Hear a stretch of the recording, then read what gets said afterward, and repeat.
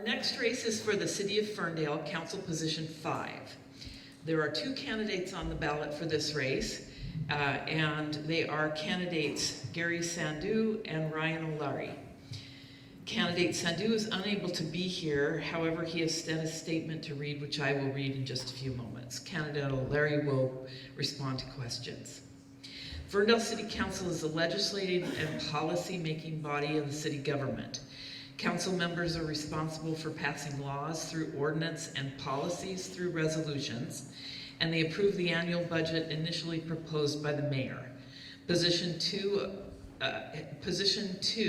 term of office is 4 years with an annual salary of $7,300. We will follow specific rules for this debate, which will be a little bit different because we only have one of the candidates here today. The candidate will have 2 minutes for the opening statement, and then I will read candidate Sandhu's statement. Candidates have 1 minute to respond to each question, and we'll make a 1-minute closing statement. Timers, Judy Hopkinson and Elizabeth Dean are tracking the time here in front.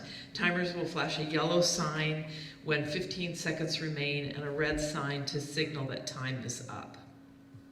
If candidate continues, a bell will be rung to signal stop talking, and we will stick to the rules even with only one candidate. We ask that the candidates be respectful of the time allotted due to the limited amount of time that we have and our desire to include as many questions as possible. An important goal of the League is civil discussion. To that end, we ask that those in the audience be respectful, refrain from comments, and as well hold your applause till the conclusion of the discussion. Some questions were prepared by our League Question Committee. We also encourage members of the audience to provide written questions, which will be addressed to all the candidates. Obviously, we only have one to answer. Ushers are available to pick up your questions. Ushers, can you hold up your hand so people can see? And they will come and get your questions, which we will read for the candidate that's with us. Questions will then be screened by League members Annette Holcomb and Cindy Madigan. They'll be screening for legibility and clarity and to avoid duplication.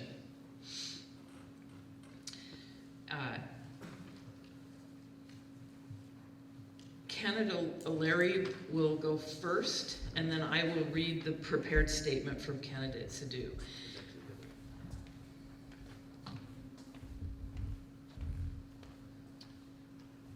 Okay, I have conflicting information on 2 different slips of paper, so I will read the statement from candidate Sandhu, and then candidate O'Larey will make his statement. Timers, are you ready? Pardon?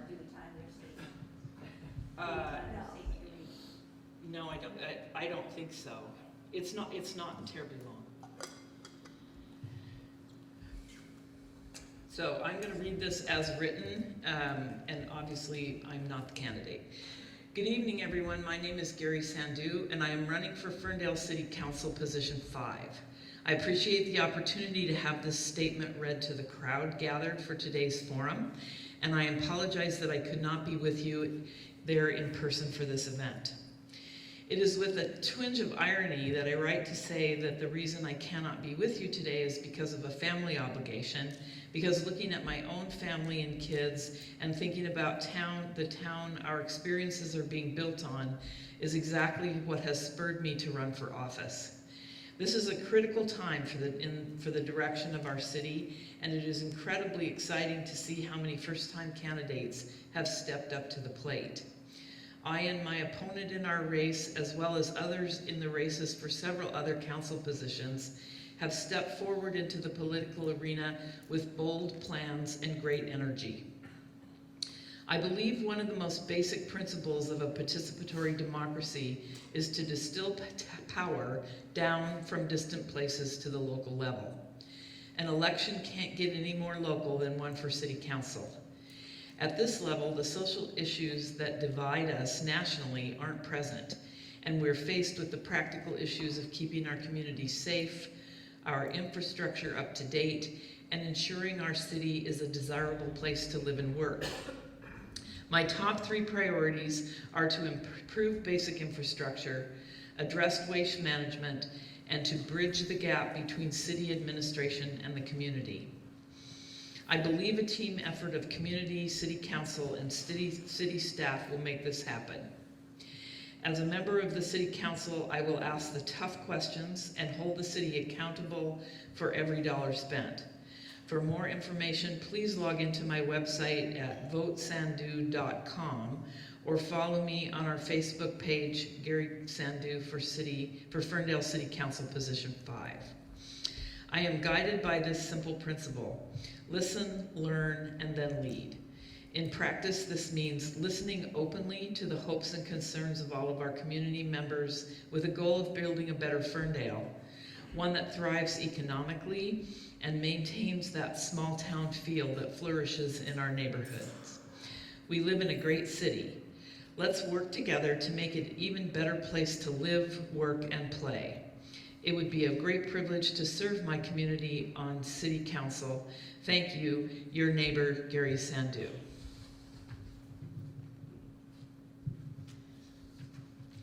Candidate O'Larey, your opening statement. All right, thank you. Thanks everybody for being here, and thanks to the League for putting this on. It's a great opportunity to speak to you directly. So I've been motivated throughout my career when there's been a situation that seems impossible, where people say, you know, don't even try, it's not worth it. And I see one of those situations here in Ferndale, and today is a great example of it. So Ferndale is a city of about 15,000 people, and at any given city council meeting you have 10, 20 people who show up. Even at a great event like this, there are still, you know, far fewer people present than the passion level that exists within our city. And I know that the city has that passion because I see it and I hear it, but people too often are hearing about issues after the council has already voted on them. At that point, they're frustrated by them because they feel like they didn't have an opportunity to participate. And there's lots of reasons why people can't participate. It may be kids, it may be a family member that they're taking care of, they may have a personal issue where they can't travel or they can't make it to meetings. But we lose out on those voices when they're not heard. And I want to hear those voices. And I want to do it in a way that's different than anybody has ever done it before. So my purpose in running is to find those voices that are being missed today. So what I will do specifically is, before any vote that I take at the City Council, I will send out a survey, electronic survey, to anybody who's willing to participate via either text or email. In that survey, I'll list the pros, the cons, my opinion, and I will ask you to tell me, am I headed in the right direction or the wrong direction? And if I'm heading in the wrong direction, I want to know why, and I want to know what your better idea is.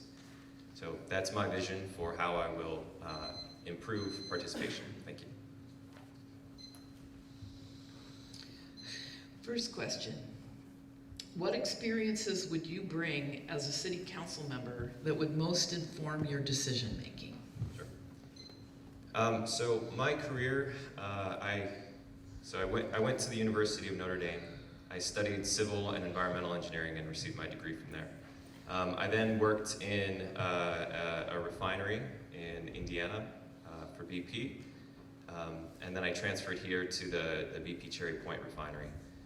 Throughout my career, I've managed budgets, so I've managed budgets in excess of the Ferndale City Council budget, so I have experience there. I've been passionate about water and wastewater issues. I ran an operations team. I was the technical lead for a wastewater treatment plant, the same technology that the city has chosen for the future wastewater treatment plant here, the expansion.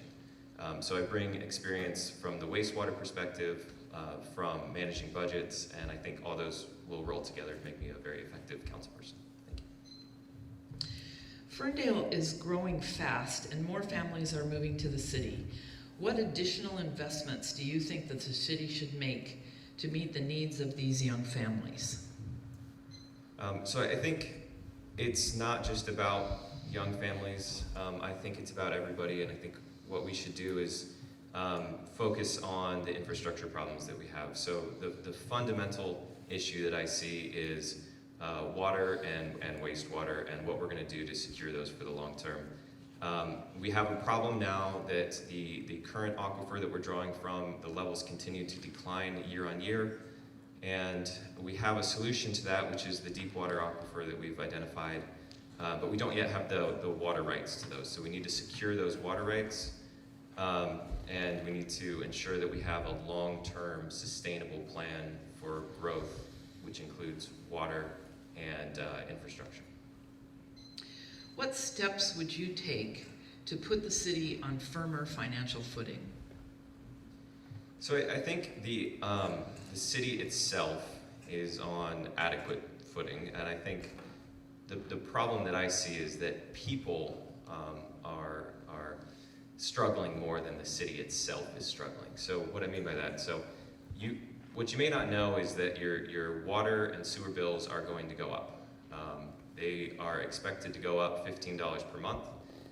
That is $30 per cycle. So on your bill, you will see a $30 increase on average.